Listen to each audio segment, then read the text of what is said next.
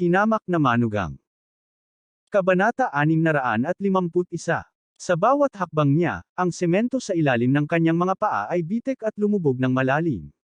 Nakita ni Pavilion Master Shu na ginagamit ng Blackwater ang lahat ng kanyang lakas at mabilis na sumigaw. Naubos na niya ang maraming enerhiya para kontrolin ang kidlat at tubig. Sabay tayong umatake, tiyak na mapapatay natin siya. Kahit na si Alex Dixon ay nasa maagang yugto ng Golden Core, ang pagsasanib ng kidlat at water spells ay makakaubos ng kalahati ng kanyang potensyal na enerhiya. At kanina pa siya nagpigil. Ngayon ay isang magandang pagkakataon upang patayin si Alex Dixon nang ang pagbibigay ng enerhiya sa katawan ni Alex Dixon ay hindi sapat. Ang Pavilion Master Shu ay umungal at ginamit ang kanyang buong lakas. Hindi mabilang na malalaking anino ng palad ang lumitaw sa hangin. Ang bawat print ng palad ay dahan-daang umuusad. Palaki ng palaki ang mga ito hanggang sa naging kasing laki ng truck. Nakita ito ni Ang Shanming at naramdaman niyang namamanhid ang kanyang anit. Kahit nakatayo siya sa gilid ng field ay hindi siya makahinga dahil sa pressure ng hangin. Sa sandaling ito, isang mahinang malamig na sigaw ang umalangaw mula sa ulan. Thunder Flame Technique. Pipa. Ilang pagsabog ang biglang umalangaw sa ere. Timang malalaking bola ng kidlat, tulad ng mga bulalakaw na humahabol sa buwan, mabangis na tumama mula sa langit. Habang ang mga bola ng kidlat ay nahulog mula sa langit, sila ay naging mas malaki, tulad ng nakakapasong araw, na tumusok sa lahat ng napakalakas na hindi nila maimulat ang kanilang mga mata. Ang nakasisilaw na puting kidlat ay nabalot ng nagngangalit na apoy. Nagulat si Pavilion Master Shu sa kanyang puso, kaagad na ikinaway ang 12 ng mga anino ng palad sa hangin ng buong lakas. Yun tao pam, boom. Sa isang malakas na pagsabog, biglang kumislap ang isang nakasisilaw na puting liwanag. Agad na lumiwanag ang mga mata ng lahat, at pagkatapos ay lumubog sila sa kadiliman. Ito ang pansamantalang pagkabulag na kababalaghan na lumitaw pagkatapos ng retina ay naiilaw ng malakas na liwanag. Gusto ni Basong na makakita ng malinaw, ngunit ang malakas na liwanag ay tumagos sa kanyang mga mata at nagdulot ng matinding sakit. Wala siyang choice kundi ipikit ang mga mata. Naramdaman niya ang alon ng mainit na hangin na damaloy papunta sa kanya, at naamoy niya ang nakakaalab na amoy. Gayunpaman, ang narinig niya sa kanyang mga tainga ay hindi ang kahabag-habag na hiyaw na naisip niya. Sa halip, ito ay tahimik, na tanging ang kaluskos ng mga sanga ay nasusunog. Binuksan ni Basong ang kanyang mga mata, ngunit madilim ang kanyang retina. Hindi pa siya nakaka-recover sa malakas na liwanag. Pavilion Master Shu, itim na tubig. Hindi man lang siya tumawag ng ilang beses, at walang umimik. Si Basong ay walang katulad na nataranta, at iniunat niya ang kanyang kamay upang kunin ang hangin sa kanyang harapan. Sa sandaling ito, ang malamig na boses ni Alex Dixon ay biglang umalangaw sa kanyang tenga. Huwag kang mag-alala, hindi pa siya patay. Nanginag ang katawan ni Basong, at pagkatapos ay nag-relax siya. Sa kabutihang palad, ang Pavilion Master Shu at Blackwater ay buhay pa.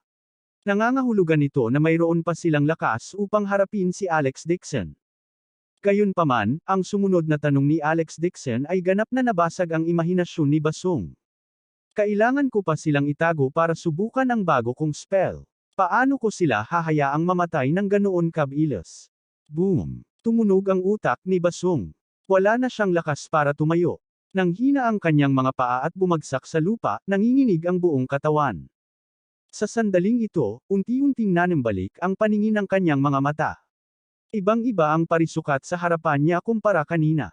Ang buong parisukat ay sumabog sa isang malaking hukay na 3 hanggang 4 na metro ang lalim, lubhang nasunog. Ang mga puno sa plaza ay sinunog sa uling. Tumayo si Alex Dixon sa gitna na may kalmadong ekspresyon. Hinawakan niya ang Thunder Order sa kanyang kaliwang kamay at isang nasusunog na Fire Soul Stone sa kanyang kanang kamay. Siya ay ganap na hindi nasaktan. Nakaluhod si Pavilion Master Shu sa kanyang harapan. Nasunog ang kanyang damit at buhok. Ang kanyang buong katawan ay itim, na para siyang gamulong mula sa isang tambak ng karbon. Ang itim na tubig ay nakalatag sa ilalim ng hukay, nakaharap sa langit.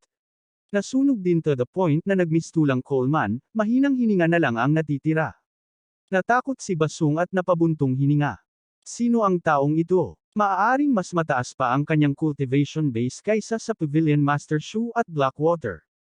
Tumingin si Alex Dixon kay Pavilion Master Shu mula sa itaas at nag-order. Bumangon ka na, may ilan pa akong spells na gusto kong subukan sa inyo. Ito ay bihirang makahanap ng isang maagang yugto ng Golden Core na eksperto. Magagamit niya ito upang subukan ang kapangyarihan ng mga spells. Kung ang cultivation ng isang tao ay mas mababa, tulad ni Zhou Qi, hindi nila kakayanin ang isang spell at mamamatay kaagad. Nanginginig si Pavilion Master Shu at tulala ang kanyang ulo. Puno ng matinding takot ang kanyang mga mata. Dixon, Mr. Dixon. Ang pharmacist pavilion ko ay walang awa yan sa iyo, bakit kailangan mong patayin kaming lahat? Patayin tayong lahat. Umiti si Alex Dixon at sinabing, lahat kayo ay nagnanasa sa aking race eta at nakikipagsabwatan sa mga ba. Naghahanda kayong patayin kaming lahat dito pagkatapos kong magbayad para sa auction. Pagkasabi noon ay inangat niya ang ulo niya at tumingin sa paligid sa mga taong nakatambay sa itaas. Gayun din, si Washali at ang mga miyembro ng koponan ng sandatahang lakas ng ba ay naglagay ng pananambang sa mga nakapalibot na gusali. Maglagay ng mabibigat na sandata at hintayin akong pumasok at hulihin ang pagong sa banga. Malamig na haramp ni Alex Dixon.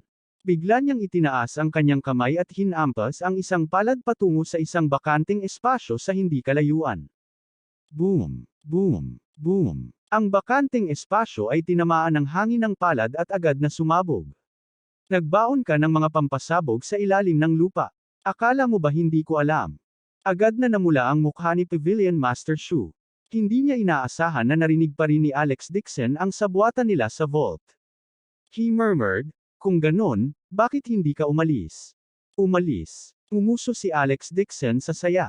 Hindi ko kailanman naisip na umalis ng ganito mula noong dumating ako sa White River City.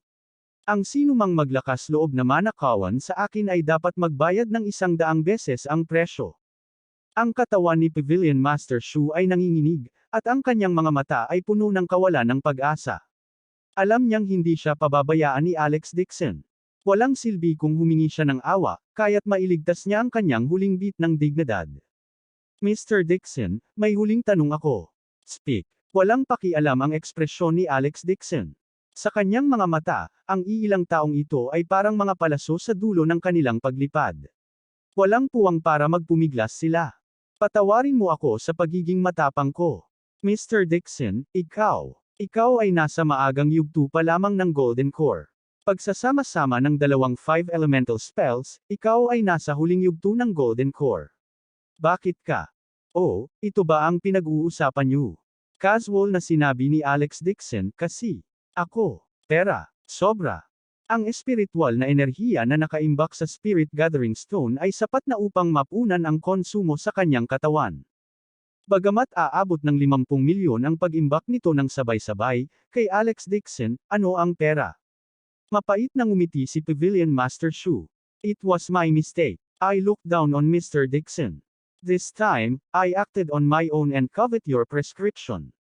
Kaya nakipagsanib puwersa ako sa mga ba para salakayin ka. Patawarin mo sana ako, Mr. Dixon. Nakagawa ako ng napakalaking pagkakamali at nasaktan si Mr. Dixon. Handa akong magpakamatay para mabayaran ang aking mga kasalanan. Mangyaring hayaan ang Pharmacist Pavilion. Nakatuon lamang sa alchemy ang antas ng kanilang paglilinang. Bigyan ng sulat ang tagapangasiwa ng pavilion para isumite ang Pharmacist Pavilion kay Mr. Dixon mula ngayon, ikaw na ang mamamahala sa mga gawain ng pavilion. Sure. Bahagyang tumango si Alex Dixon. Walang maraming TCM na doktor sa mundo na tunay na may kakayahan sa yansiya, at mas kaunti pa ang mga alchemist na maaaring magpino ng mga table tasks. Ito ay dahil napakahirap magpino ng mga table tasks, at ito ay lalong magastos. Kung ang isa ay hindi maingat, ang pagpino sa isang walang silbi na tableta ay maaaring nagkakahalaga ng ilang milyong yuan. Kung ang mga alchemist ng Pharmacist Pavilion ay nakatuon lamang sa pag-concoct ng mga table tasks at hindi nakikilahok sa paggamit ng bandido, maaari niyang palayain ang mga ito. Mula ngayon, maaari na rin niyang hayaan ang Pharmacist Pavilion na puno ng medicinal paste, medicinal pills, at iba pang bagay para sa kanya. Hindi niya kailangang personal na magsikap. Kung ganoon nga ang kaso, hindi niya kailangang personal na ilagay ang magic formation sa villa, magtanim ng red fescues, at puno ang red fescue wine. Ang mga walang kwentang bagay ay ipapaubaya sa mga parmasyutiko na hawakan. Isang mahabang buntong hininga ang pinakawalan ni Pavilion Master Shu. Nabuhay na ng higit sa 200 taon. Sa isang sandali itinaboy ako ng mga pagsubok, at nakagawa ako ng malaking pagkakamali. Pinabayaan ko ang mga ninuno ng Pharmacist Pavilion. Pagkasabi niyon ay itinaas niya ang palad niya at pinaghahampas ito sa tuktok ng ulo niya. Isang muffled sound ang narinig. Nahulog sa gilid si Pavilion Master Shu, umaagos ang dugo mula sa kanyang 7 orifice. Tumingon si Alex Dixon at biglang sumimangot. Saan nagpunta si Basung? Kanina lang siya nakatutok sa Pavilion Master Shu, ngunit hindi niya ito napansin. Nagulat din si Ang Shanming. Kanina lang siya nakatingin sa kawalan, ngunit hindi niya napansin na si Basung ay palihim na tumakas. Kuya Dixon, pasensya na. Kasalanan ko to. Kabanata 652. Sa sandaling iyon, narinig ang tunog ng helicopter na hug-ong. Biglang tumangala si Ang Shanming at agad na sumigaw, "Nandyan si Basung." Tumangala si Alex Dixon at nakita ang helicopter na tumaas mula sa bubong at mabilis na lumipad sa kalangitan. Iniangat ni Basung ang kanyang ulo at sumigaw ng malakas. Alex Dixon, huwag mong isipin na iisa lang ang malakas na tao sa mundong ito. Sa susunod na pagbalik ko, pira-piraso kita.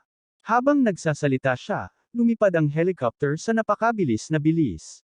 Tututututo. Si Ang Shanming at ang kanyang mga miyembro ng club ay nagtaas ng kanilang mga sandata sa lupa at umatake sa hangin. Gayunpaman, napakalayo nila, at wala silang magagawa. Sa mga mata ni Alex Dixon, unti-unting naging maliit na itim na tuldok ang helicopter at lumipad palayo. Nagilty ang mukha ni Ang Shanming, at yumuko siya sa harap ni Alex Dixon. Kuya Dixon, pasensya na. Ang kontrol lang namin kay Washali. Naging pabaya kami at hinayaan naming tumakas si Basung. Ang 12 ng mga miyembro ng club ay pumila sa isang linya at yumuko para humingi ng paumanhin. Umiwas ng tingin si Alex Dixon at umiling. Ayos lang. Hindi naman siya makakatakas. Nakatali na si Washali na parang dumpling sa lupa. Takot na takot siya sa eksena kanina kaya nanginginig ang buong katawan niya habang sinasabi niya, "Dixon, Alex Dixon, mas mabuting bitawan mo ako." May ilang lumang pugad pa si Basung sa Mian Realm. Let me go. Sasabihin ko sa iyo ang address ng mga lumang pugad na ito. Kung hindi, kung hahayaan mong bumalik ang tigre sa bundok, tiyak na hindi ka pababayaan ng lalaking ito na may apelyidong Ba. Hindi na kailangan. Mahinang sabi ni Alex Dixon. Tumingin siya sa direksyon kung saan nawala ang helicopter at itinaas ang kanyang mga kamay. Ang kumikinang na espiritu ng tubig ay lumipad mula sa kanyang palad na may isang swoosh. Lumipad ito sa langit na parang bala at nawala sa isang kisap mata. Nagulat si Washali. Ano ito? Hindi sumagot si Alex Dixon dahil hindi na niya kailangan. Ipinaliwanag niya ito sa ganitong uri ng langgam. Tumingon siya at nagturo. Ang Shanming, iiwan ko sa iyo si Washali at ang kanyang mga tauhan. Oo, malapit nang dumating ang kuya ko. Magalang na sagot ni Ang Shanming, puno ng pasasalamat ang kanyang puso. Tuldok, 10,000 milya ang taas sa langit. Nakaupo si Basung sa backseat ng helicopter, may hawak na bote ng brandy at nilingan ito ng subo. Ang matapang na alak ay tumagos sa kanyang bituka, at ang kanyang lalamunan ay nakaramdam ng init, tulad ng galit sa kanyang puso. Alex Dixon. Ngayon, winasak mo ang White River City. Huwag mong kalimutan na may mga pakulo pa rin ang mga Ba. Pagbalik ko sa hinaharap, ito na ang araw ng iyong kamatayan. Uminom si Basung ng kanyang alak at mabangis na nagmura. Minamaliit niya si Alex Dixon. Hindi niya inaasahan na ganoon kataas ang cultivation ng batang ito. Mag-isa niyang pinatay ang 2 mahusay na eksperto sa yugto ng Golden Core, at pinatay pa ang isang nahuling eksperto sa Foundation establishment sa mismong lugar. Tanong ng helicopter pilot, "Director Ba, saan tayo pupunta ngayon?" Sa pamamagitan ng straits, hanggang sa South Peace State sa kabila ng straits. Malamig na utos ni Basung, sa kabutihang palad, ang pamilya Ba ay hindi lamang may isang patio. Kalahati ng aming ari-arian ay nakatago sa underground vault ng Vine Valley sa South Peace State. May isang sikat na master ng voodoo sa Vine Valley. Siya ay isang malapit na kaibigan ng Ba family. Pagdating ng panahon, hinihiling namin sa master na ito na tulungan kaming patayin si Alex Dixon. Sa sandaling natapos ni Basung ang kanyang mga salita, Isang liwanag ang kumislap sa harap ng kanyang mga mata, na sinundan ng isang kumikinang na globo ng tubig. Sa sobrang lakas, nabasag nito ang dingding ng helicopter at bumagsak sa helicopter. Ang helicopter ay natambo sa hangin at yumanig. Halos bumagsak si Basung sa lupa sa cabin. Wala siyang pakialam sa sakit at takot na takot siyang tumangala. Ano ito? Napasigaw si Basung sa takot.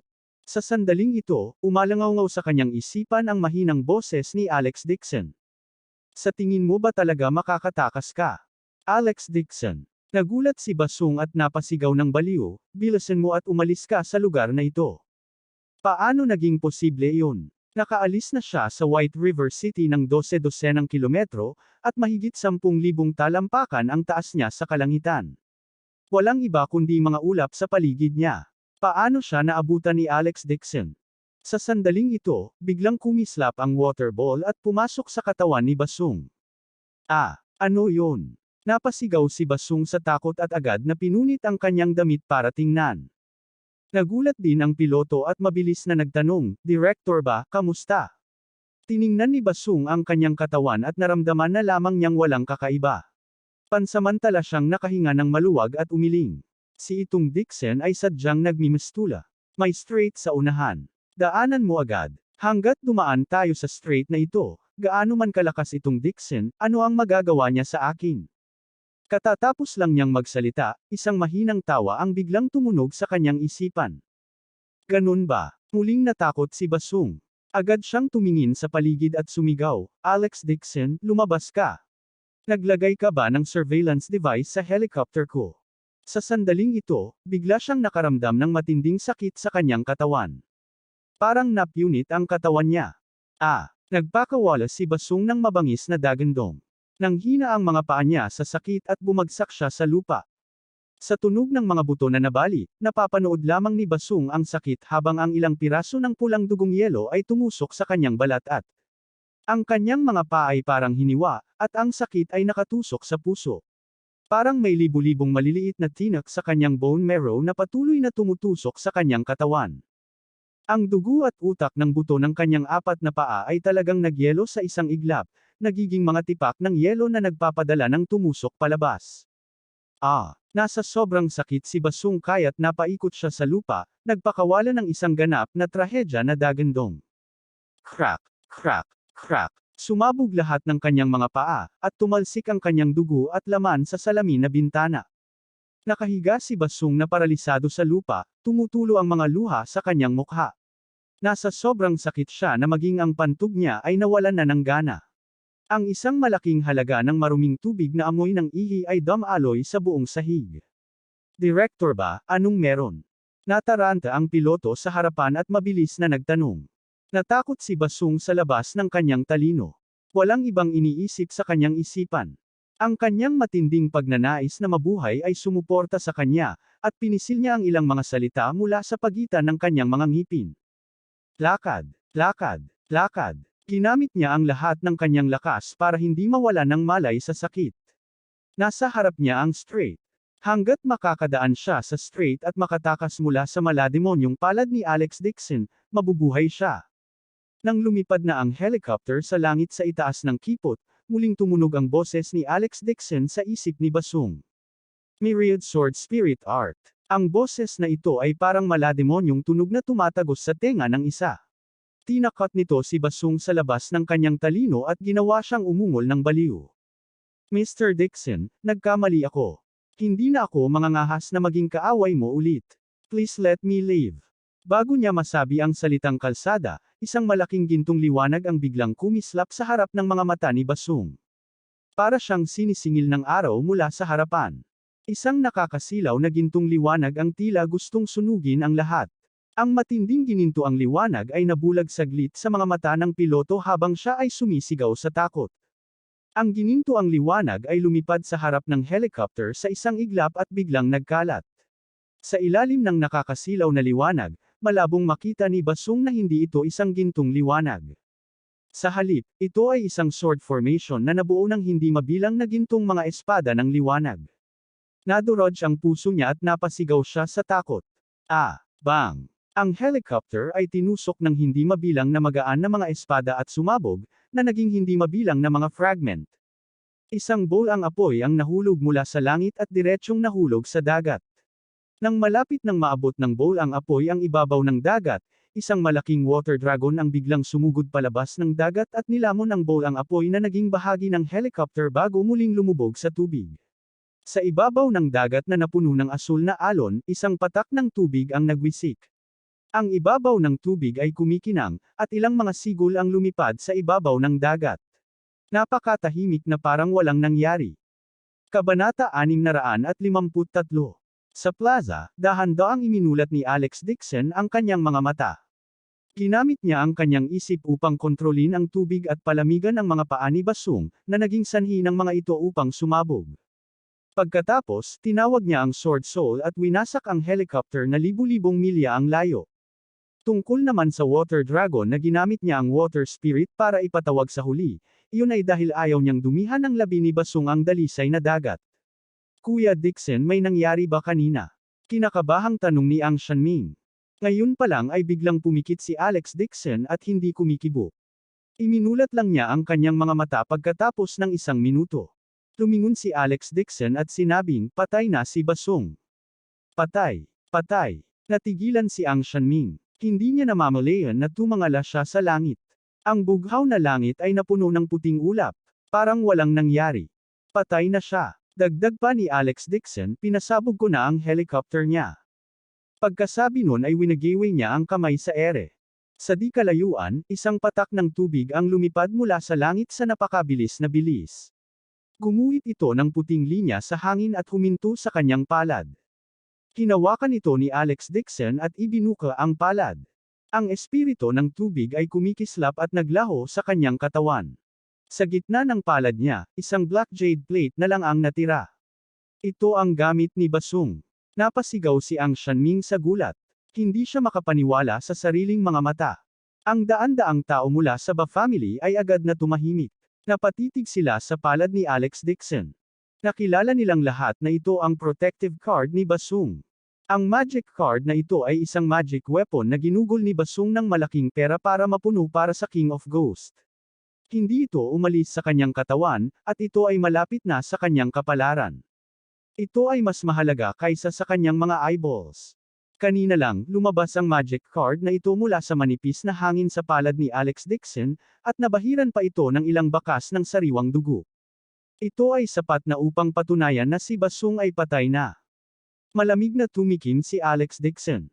Sambahin mo ang munting Diablo. Mas mabuti pang mawala na ang ganitong uri ng kasamaang sining. Pagkasabi niyon, sumabog ng putok ang black jade plate at bumulwak ng itim na usok. Ang itim na usok ay tila may sariling buhay, at sa sandaling umalis ito sa jade plate, lumutang ito sa hangin, na parang gusto nitong tumakas. Ikinumpas ni Alex Dixon ang kanyang palad, at isang bola ng apoy ang lumabas mula sa kanyang palad, na agad na sinunog ang itim na usok. Ang lahat ng naruroon ay malabo na marinig ang mga hiyawan na nagmumula sa itim na usok. Ang itim na usok ay nasunog at naging abo sa isang kisap mata, at ilang itim na alikabok na parang papel ang naanod mula sa langit. Natahimik ang buong lugar, hindi maiwasan ng lahat na tumangala sa langit, at bakas sa mukha nila ang takot. Talagang pinatay niya si Basung at pinasabog ang helicopter libu-libong milya ang layo. Nakakakilabot na tao. Sa oras na ito, dahan-daang nagising ang matandang master. Nang malaman niya ang nangyari kanina, nagulat siya at nagalit. Itinuro niya si Alex Dixon na nanginginig ang mga kamay. Ikaw, how dare you treat my boss like this? Gusto mo bang sirain ang buong pamilya ko? Sa tingin mo ba walang ibang base ang Ba family ko kundi ang White River City? Sinuportahan ng ilang miyembro ng Ba family si Ba Old Master at galit na pinag-uusapan si Alex Dixon. Alex Dixon, na-provoke ka ni Basung. Nararapat siyang mamatay. Gayunpaman, ang Ba family ay kumalat sa buong Mian realm. Ang kanilang kapangyarihan ay tiyak na hindi mas mahina kaysa sa Angshan family. Ang Ba family ay matatagpuan sa ibang lugar, at may 10,000 mas malalakas na bantay ng Ba family. Ikaw lang ang hindi makakapigil sa kanila. Alex Dixon, kung alam mo kung ano ang mabuti para sa iyo, bilasin mo at palayain mo ang mga tao ng Ba family. Kung hindi, ikaw ay nasa malubhang problema. Sa sandaling ito, si Washali, na nakahandusay sa lupa, ay bumalik sa kanyang katinoan. Siya ay sumigaw ng malakas, Alex Dixon, bukod sa White River City, ang Ba family ay walang iba. May ilan ding mga bayan kung saan pinalaki ang Armed Forces team members ng Ba family. Mas maganda ang kanyang kagamitan at mayroon siyang mas makapangyarihang mga mandirigma. Mabuting hayaan mo na ako ngayon, gagawin ko ang ilang lungsod sa ilalim ng impluensya ng Ba family. Binigyan siya ni Zhao Yingqi ng isang malakas na sipa, basura, bakit hindi ka umihi at kumuha ng litrato? Sa tingin mo ba ay karapat-dapat kang makipagsanib puwersa kay Drill Master Dixon? Ang tunog ng isang helicopter ay naririnig mula sa malayo. Maririnig din ang mga yabag mula sa labas. Tila may ilang hukbong papalapit. Sa kalangitan, lumitaw ang isang grupo ng mga makukulay na helicopter, na bumubuo ng salitang tao. Lumipad sila mula sa malayo, at malabo na nakikita ng isa ang mabigat na sandata sa mga helicopter. Isang miyembro ng club ang sumugod sa gulat at nagulat habang hinihingal. Dixon Drillmaster Dixon, masamang balita. Sa labas, ilang armadong gwardya ang pumasok sa White River City, at libu-libong hindi kilalang mga gwardya ang pumalibot sa lungsod. Nang marinig niya ito, agad na umangat ang diwa ng matandang master, at nanginginig siya habang ay nalalayan ang sarili sa pader at tumayo. Good. Siguradong ang mga miyembro ng baklan mula sa ibang bayan ang nakarinig ng balita at sumugod kasama ang mga armadong gwardya. Ang grupo ng mga baklansmen na ngayon lang ay nabigla at sumigaw ng malakas. Alex Dixon, hindi ka makakatakbo. Kahit gaano ka pa kakaya, matakasin mo ba ang pincer attack ng mga canyon, missiles, tubig, hangin at hangin? Sino ang nagbigay sa iyo ng lakas ng loob na hamanin ang mga ba? Lumuhad ka at tanggapin ang iyong kamatayan. Kung lumuhad ka at humingi ng awa ngayon, pailay mo ang sarili mong mga paa. Baka may paraan ka pa. Ang mga miyembro ng baklan ay nanambalik sa kanilang espiritu at muli nilang napaangat ang kanilang mga ulo. Hindi alintana kung sila ay lalaki o babae, bata o matanda, lahat sila ay umatungal kay Alex Dixon. Patayin mo siya. Marami ring mga babae na pumulot ng mga bato at ibinato kay Alex Dixon. Dinuraan pa siya ng mga ito. Siyempre, hindi man lang nakadikit kay Alex Dixon ang mga batong ibinato nila. Napatalbagan sila ng proteksyong espiritong enerhiya. Ang tunog ng mga yabag ay nagmumula sa labas, na may yumanig sa lupa. Bahagyang nagbago ang ekspresyon ni Ang Shanming. Agad siyang pumunta sa harap at sinabing, Brother Dixon, hindi ko akalain na ang mga reinforcements mula sa baklan ay darating ng ganoon kabilis. Dahil ang mga ba ay may Blackwater bilang kanilang reliance, ang kanilang firepower sa White River City ay ang pinakamahina. Ang kanilang iba pang mga bayan binantayan ng husto, at bumili pa sila ng isang malaking batch ng mabigat na sandata mula sa ibang bansa. Kahit na maaaring pasabugan ni Alex Dixon ang isang helicopter na libu-libong milya ang layo, isa lang ito. Sa ngayon, may 20 hanggang 30 helicopter na lumilitaw sa himpapawid. Sa malayong kalangitan, maraming maliliit na itim na tuldok ang lumilipad patungo sa White River City ng buong bilis. Ang lungsod ay binabantayan ng may mabigat na sandata. Kung ang firepower ay ganap na pinakawalan, ito ay sapat na upang wasakin ang buong White River City sa lupa, at walang iwanan. Buong pagmamalaking itinaas ni Ba Old Master ang kanyang ulo at sinabi sa isang mapagkunwari na paraan, Alex Dixon. Isinasaalang-alang na ni Basung ang unang nagkasala sa iyo, wala akong pakialam sa kanyang kamatayan. Hanggat hayaan mo ang mga tao ng Ba family na umalis ngayon, gayon din, pailay mo ang iyong sariling mga paa upang tabyusin ang iyong mga kasalanan, at ibigay ang lahat ng iyong mga ari-arian at ang race eta na mayroon ka sa mga ba ay ililigtas ko ang iyong buhay at magiging alipin ng mga ba ay ipapangako ko ang aking katapatan sa iyo sa mga henerasyon. Gayunpaman, ang Angshan family at ang Baklan ay naging magkaaway sa loob ng maraming henerasyon. Lahat ng mga tao ng Angshan family ay dapat bitiyin sa pader ng lungsod bilang babala sa iba. Hahayaan kitang personal na pangasiwaan ito para ipakita ang iyong katapatan sa kaiba. Pagkatapos niyang magsalita, kinabahan si Ang Shanming at ang kanyang mga miyembro ng club at napabuntong hininga. Natahimik si Alex Dixon. Itinaas niya ang kanyang ulo at tumingin sa labas ng lungsod, ngunit wala siyang sinabi. Sa sandaling ito, hindi napigilan ni Ang Shanming na sabihin, Brother Dixon, huwag kang mag-alala sa amin. Sa sarili mong kakayahan, tiyak na makakalabas ka sa White River City. Kahit na kailangan niyang mamatay, ayaw niyang mabitin siya sa labas ng lungsod ng Baklan. Magiging insulto iyon sa Angshan family. Mas mabuti pang mamatay siya sa matinding labanan. Alex Dixon. Ang matandang master ay sumigaw gamit ang kanyang saklay, nakapagpasya ka na ba? Bibigyan kita ng 1 minuto. Tumingon si Alex Dixon at malinaw na sinabi. Napag-isipan ko na. Kabanata 654. Nakahinga ng maluwag si Old Master ba at nagmamalaking nagtanong, kung gayon ikaw. Kung gayon, lilipulin ko ang iyong mga ba at wawasakin ang White River City. Natigilan si ba Old Master. Bigla siyang nagalit, anak ka ng Abturk. How dare you? Sa tingin mo ba kaya mong labanan ng mag-isa ang firepower ng ibang mga lungsod ng Baklan? Tumango si Alex Dixon at malamig na sinabi, noong una, binalak kong linisin ang mga ba at hayaan ang matanda, mahihina, kababaihan at mga bata. Ngunit ngayon, tila ang kasamaan ng Baklan ay malalim na nakaugat sa iyong mga buto, at ipinasa mula sa henerasyon hanggang sa henerasyon, kung ganoon ang kaso, bakit pananatilihin ko sa mundong ito? You deserve to die. Dapat bunutin ang makamandag na damo. Hindi ako dapat naawa sa iyo. Huminto ang ilang helicopter sa open space, tinangay ng malaking airwave ang mga dahon. 12-dosenang matipunong lalaki na nakaitim, may dalang mga sandata sa kanilang likod, ang tumalon pababa mula sa cabin. Tuwang-tuwa si Old Master ba? Ay nalalayan niya ang isang miyembro ng Baklan at naglakad pasulong. Nagmamadali siyang sumigaw, bilisan mo, patayin mo sila. Gayunpaman, pumikit ang mga lalaki sa kanya at nilalagpasan siya.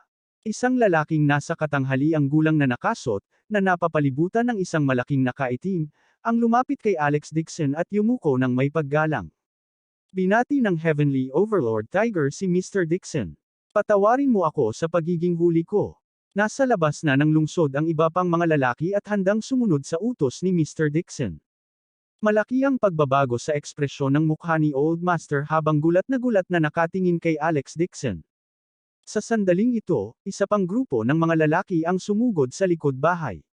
Nakasuot sila ng uniforme ng mga gwardya at nakapila ng maayos sa magkabilang gilid. Mukha silang marangal at solemn. Mabilis na naglakad si ba Old Master at maingat na nagtanong, pinadala ka ng ba family ni Jiang Liushi? Walang sumagot. Maraming malalaking lalaki ang tumingin sa harap at tinatrato siya bilang hangin. Sa oras na ito, isang lalaki at isang babae ang pumasok na may malalaking hakbang sa ilalim ng escort ng mga gwardya. Ang lalaki ay nakasuot ng suit, at ang babae sa tabi niya ay nakasuot ng sportswear. Siya ay may magandang hitsura, at ang kanyang mahabang itim na buhok ay nakatali sa isang nakapusod. Siya ay may karanasan at maigsi. Boss Dixon, nakita ng lalaki si Alex Dixon at mabilis na lumapit sa kanya. Bahagi niyang ibinaba ang ulo. I got the news late. I came late. Is Boss Dixon alright? Wala naman. Umiling si Alex Dixon at gulat na sabi, bakit kayo nandito? Nag-aalalang sumugod ang babae sa tabi niya at tiningnan si Alex Dixon mula ulo hanggang paa. Nagmamadali kaming nakatanggap ng balita. Wala na kaming oras para pakilyusan ang lahat ng mga bantay ni Jiang.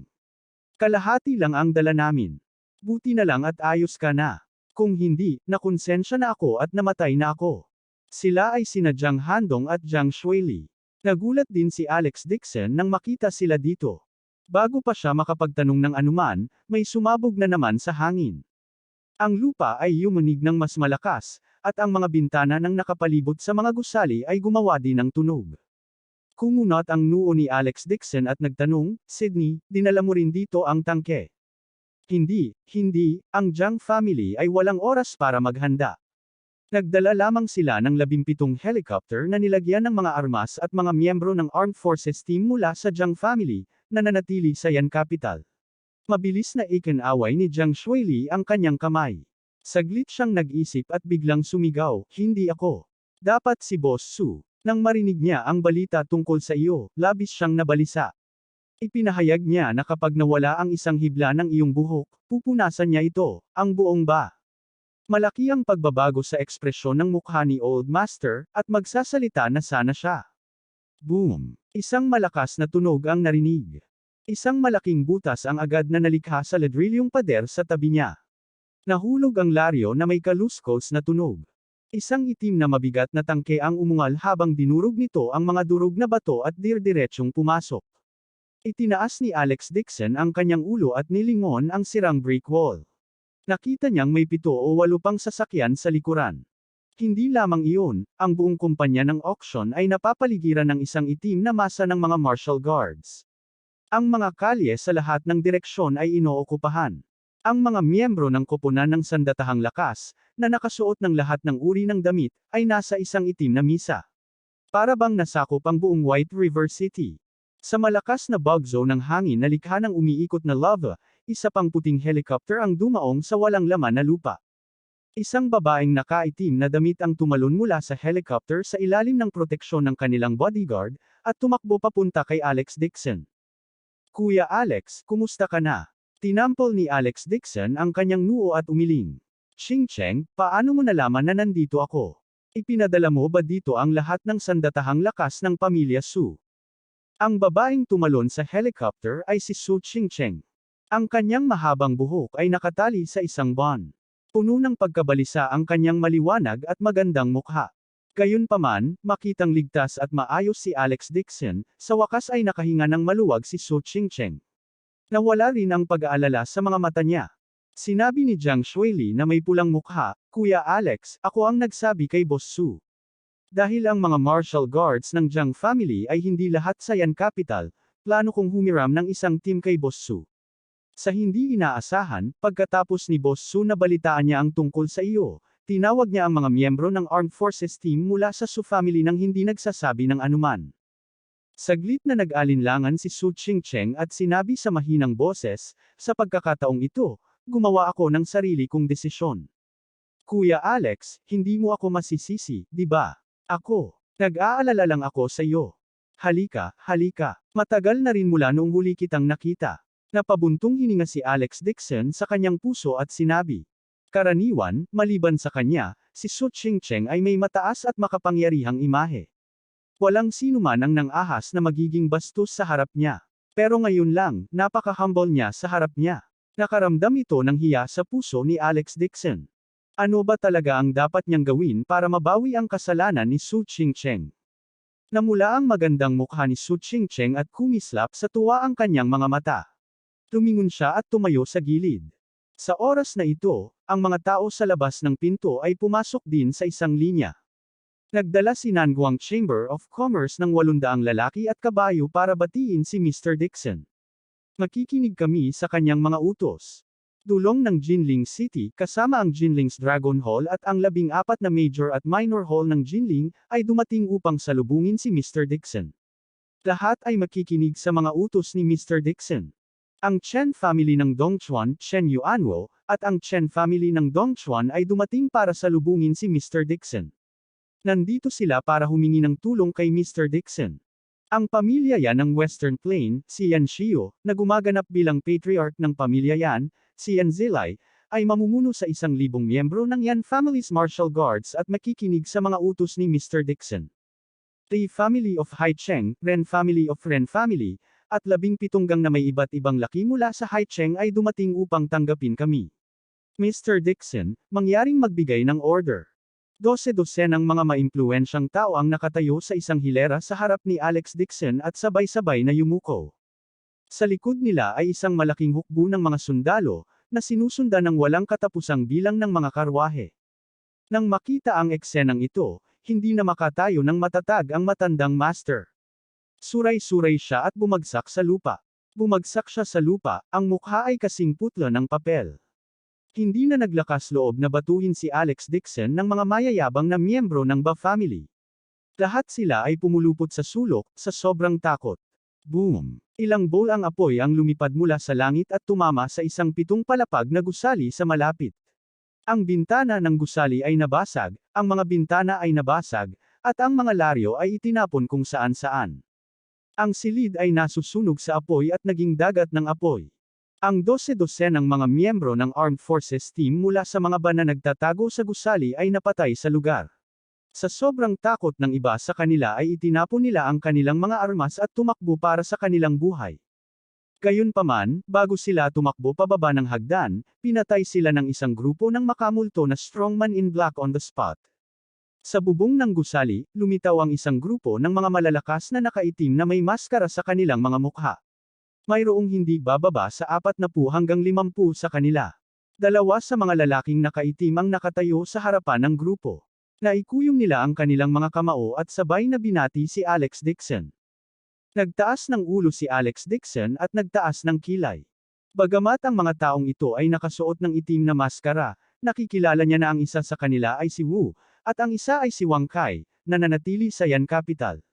Ang Flaming Palm ay inilunsad ngayon lamang ni Wang Kai.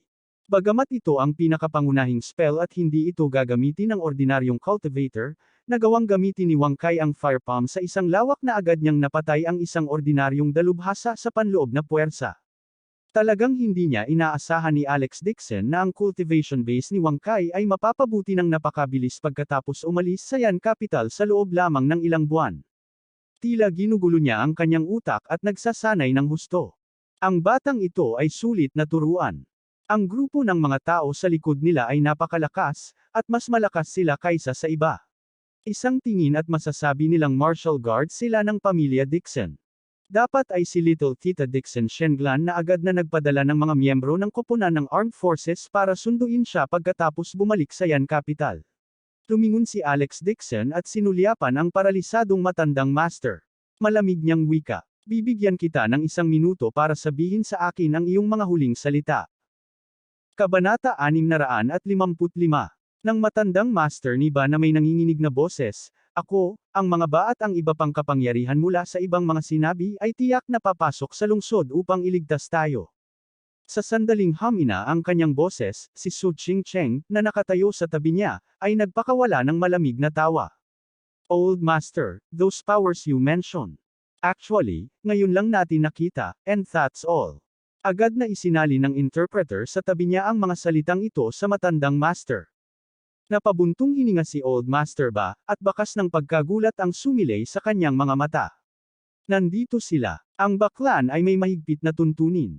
Kapag ang isang panig ay may problema, ang iba pang mga miyembro ng pamilya ay kailangang dalhin sa kanilang mga tauhan upang iligtas sila. Ito ay dahil dito kaya ang baklan ay nakapag-amok ng walang takot. Pinagkrus ni Su Ching-cheng ang kanyang mga braso at sumangot ng masama. Kung ang puwersang sinasabi mo ay ang nakakalat na hukbo na humarang sa aking dinadaanan, sasabihin ko sa iyo ng may panghihinayang na nalinas ko na ang lahat ng mga isdang ito. Sila ay isang hadlang. Paanong posible iyon? Pagkatapos pakinggan ang pagsasadeksen ang mga mata ng matandang master ay nanlaki. Mukha siyang gulat at biglang sumigaw, sino ka? Nang magulat si Su Ching-cheng at ang iba pa kay Alex Dixon kanina, ginamit nila ang wikang Yangtze, kaya hindi niya alam ang pagkakakilanlan ni Su Ching-cheng. Ang alam lang niya ay mahalagang tao ito sa isang pamilya. Malamig na sinabi ni Su Ching-cheng, malapit ka nang mamatay. Wala akong pakialam na sabihin sa iyo. Hindi ko rin gustong mamatay nang hindi mo alam kung bakit. Pagkatapos niyang magsalita, itinaas niya ang kanyang ulo at sumenyas sa tagapagsalin. Agad silang pinakilala ng translator isa-isa. Makalipas ang ilang saglit, matapos makinig sa introduksyon ng taga-sadeksen na bigla si Ba matandang master na hindi masabi. Bakas sa kanyang mga mata ang kawalan ng pag-asa habang siya ay bumubulong. Yan Capital Su Family, Yan Capital Jiang Family, Nanguang Chamber of Commerce. Dongchuan, Xiuan. 2 sa 4 na malalaking pamilya ng Yan Capital ang sabay na dumating. Higit pa rito, ang iba sa kanila ay pawang mga taong nakatayo sa tuktok ng kanilang kapangyarihan. Kahit sino sa kanila ay hindi magiging mas mahina kaysa sa baklan ng White River City. Bakit lahat ng makapangyarihang taong ito ay napakagalang kay Alex Dixon? Bakit nila dinala ang kanilang mga tauhan upang salakayin ang White River City sa lahat ng paraan? Paano magiging ordinaryong tao ang isang taong kayang mag-utos ng napakaraming makapangyarihang pamilya? Higit pa rito, si Basong ay gumugol ng labis na pagsisikap, ngunit wala siyang mahanap na anumang kapaki-pakinabang na impormasyon tungkol kay Alex Dixon. Sa karamihan, malalaman lang niya na si Alex Dixon ay manugang ng Lewis family of Jinling. Minsan na siyang nagpunta sa Yan Capital, ngunit hindi man lang siya makapasok sa tahanan ng pamilya Dixon. Ang matandang master ay napuno ng panghihinayang. Kung alam niyang may makapangyarihang background si Alex Dixon, hindi siya maglalakas loob na pag-imbutan siya. Biglang nagtaas ng ulo si Ba Old Master at nagtanong kay Alex Dixon na may nanginginig na boses. Maaari ba akong magtanong, ano ang iyong pagkakakilanlan? Baka ikaw talaga ang taga-Dixon family sa Yan Capital. Ang kanyang hula ay naayos na. Ang isang taong may kumpiyansa na maging bastos sa gumaganap na pinuno ng pamilya ng Dixon family sa harap ng lahat at nagawang umatras ng hindi nasaktan ay natural na may mas mataas na katayuan kaysa kay Dixon Shenglan. Dahil mayroon siyang ganoong katayuan, hindi na niya kailangang bumalik sa pamilya Dixon kapag siya sa Yan Capital, dahil natural na bibisitahin siya ng pamilya Dixon ng personal. Mahinang sinabi ni Alex Dixon, hindi mo kailangang malaman ang aking pagkakakilanlan, at wala kang karapatang gawin yon. Tahimik ang paligid, at nanginginig ang matandang master, na may mga luhang umaagos sa kanyang mukha. Paano siya naging tanga? Na-provoke niya ang isang tao na hindi niya kayang saktan ng paulit-ulit. Ang lakas ng kalaban ay kayang lipulin ang buong bus sa isang salita lang. Ang Baklan at Alex Dixon ay hindi magkapareho. Napaluha ang matandang master sa lugar na iyon, ngunit huli na ang lahat para sa pagsisisi. Siya ang nag-utos kay Basung na agawin si Alex Dixon. Dahil sa kakayahan ni Alex Dixon, hindi niya ito maitatanggi kahit anong pilit niya. Nanginginig siya at gumapang paakyat. Bigla siyang nanginginig at lumuhad kay Alex Dixon, umiiyak at umiiyak. Dixon Master Dixon, ang Ba family ay nakagawa ng isang malaking pagkakamali, ngunit si Basung ay patay na. Ang iba pang miyembro ng Ba family ay hindi alam ang tungkol dito.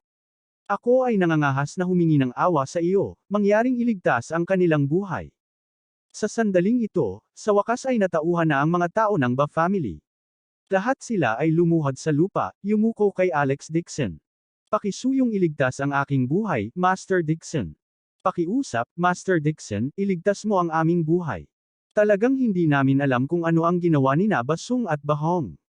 Maaari mong iligtas ang aming buhay, Master Dixon. Ang mga tao ay lumuhad, at ang kanilang mga sigaw ay yumanig sa kalangitan.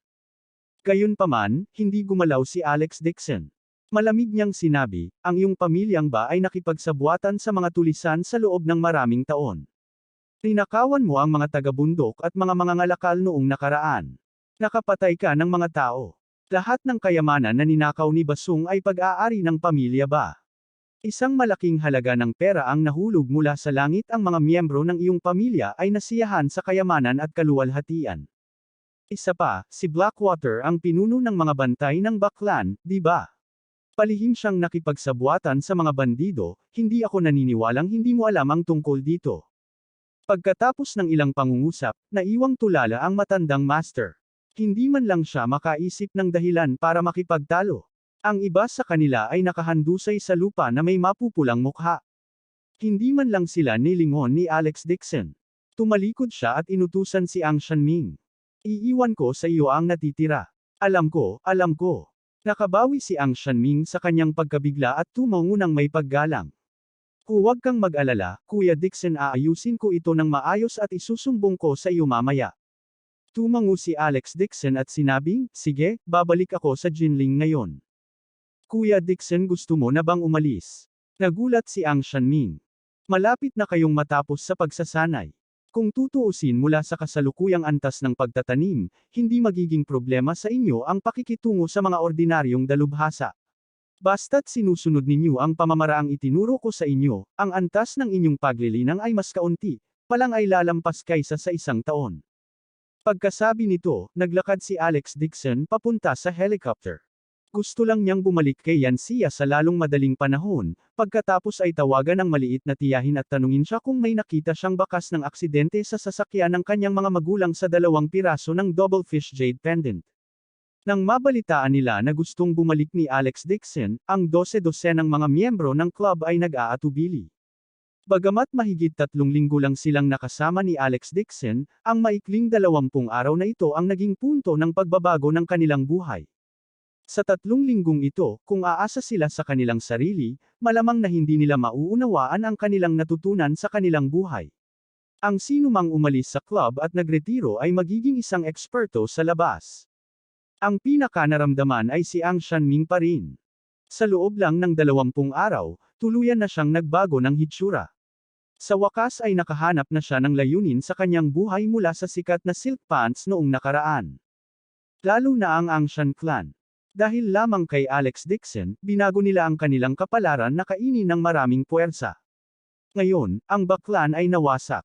Saglit na nag-alinlangan si Ang Shanming, pagkatapos ay naabutan niya si Alex Dixon at magalang na sinabi, Brother Dixon, ang pamilya Ang Shan ay nakatanggap ng napakalaking kabaitan mula sa iyo. Hindi ka talaga namin masusuklian. Pagkatapos ng mga bagay sa White River ang lungsod ay naayos na, ako at ang aking ama ay personal na pupunta sa Jinling upang ipahayag ang aming pasasalamat sa iyo. Bahagyang tumango si Alex Dixon. Pagkaraan ng 2 hakbang, may naalala siya. Tumalikod siya at nag-utos, dalhin mo ang ore sa Jinling. May gamit ako para dito. Aayusin ko ang lahat ng mga hilaw na bato sa vault ng mga ba na may hatid ka agad doon. Mabilis na tumango si Ang Shanming. Gayon din, ang Ang Shan clan ang bahala sa ilan sa iyong mga minahan ng jade para sa iyo. Ang mga kita ay ililipat sa account sa tamang oras. Nag-isip sandali si Alex Dixon at sinabing, sabihin kay Wu Jiting na ang jade na ipinagpalit niya sa aking biyenan ay ang pinakamagandang jade mula sa kanilang mga minahan ko. Subukang babaan ang presyo hanggat maaari, ngunit huwag malaman niya, na ako. Oo. Pagkasabi ni Alex Dixon ay naglakad na siya papunta sa helicopter. Sa sandaling iyon, tumayo si Jiang Shuili sa tabi ng isang helicopter at sinabi sa malinaw na boses, Kuya Alex, kunin mo ang aking helicopter. Ibabalik kita sa Jinling. Sige. Maglalakad na sana si Alex Dixon papunta kay Jiang Shuili nang biglang may sumulpot na figure sa kanyang harapan at humarang sa kanyang daraanan.